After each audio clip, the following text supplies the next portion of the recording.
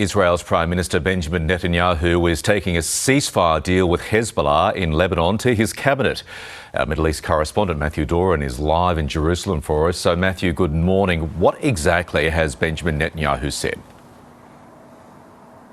Michael, good morning. Everyone had been expecting Benjamin Netanyahu to be announcing that the Israeli cabinet, had actually agreed to a deal, but he hasn't gone that far, simply saying he will be recommending that the Israeli cabinet do back this US brokered proposal in. And he's used an address to the nation tonight as something of a victory speech. He says that 3 months ago, no one would have imagined that Israel could have made the gains it has done against Hezbollah, the Hezbollah forces, the militant group in Lebanon. But over the course of the last couple of months, it has made significant inroads in dismantling the group's infrastructure, in taking out its fighters. Now, he hasn't obviously mentioned the fact that in doing so, many hundreds of thousands of Lebanese civilians have been caught up in this situation as well. There are estimates that more than 1 million people have been displaced as a result of this conflict. But Benjamin Netanyahu's focus is on what he says are tens of thousands of Israelis from northern reaches of the country who have had to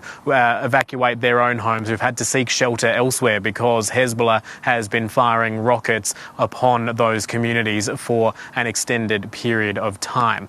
With regards to this ceasefire deal, we are waiting to see further details of exactly what it will involve. But Benjamin Netanyahu did give one hint in his address a short time ago. He said, he seemed to suggest that Israel will retain the right to strike upon Lebanon if it feels that there is an immediate threat. Exactly what classifies as an immediate threat remains to be seen. How that is enforced also remains to be seen. But here is how he described the situation in that address within the last hour. Tonight, I will bring to the Cabinet for approval an outline for a ceasefire in Lebanon. The duration of the ceasefire depends on what will happen in Lebanon. In full understanding with the United States, we maintain full military freedom of action. If Hezbollah violates the agreement and tries to arm itself, we will attack. If it tries to renew terrorist infrastructure near the border, we will attack. So clearly this deal has just been flagged. Matthew, do we know what's expected to be part of the deal, and has there been any early reaction to it? A lot of the speculation leading up to tonight has been that this would initially focus on a 60-day ceasefire between Israel and Hezbollah, during which time Israeli forces and also Hezbollah forces would withdraw from southern Lebanon. Hezbollah would be pushed north of the Litani River, which is a river that is often used to sort of dictate where southern Lebanon begins and ends, and is in line with previous UN resolutions that have been dealing with conflicts between Israel and Lebanon and Hezbollah, more importantly, in the past, particularly after the 2006 war.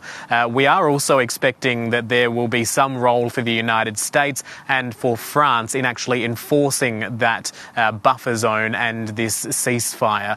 The US and France, along with the Lebanese military and United Nations peacekeepers, moving into that area and trying to enforce and uphold this ceasefire. And it's because of that we are expecting to hear from the US President Joe Biden within the next hour or so. He is expected to comment on this development out of the Middle East today, and we'll bring you that news as it comes to hand.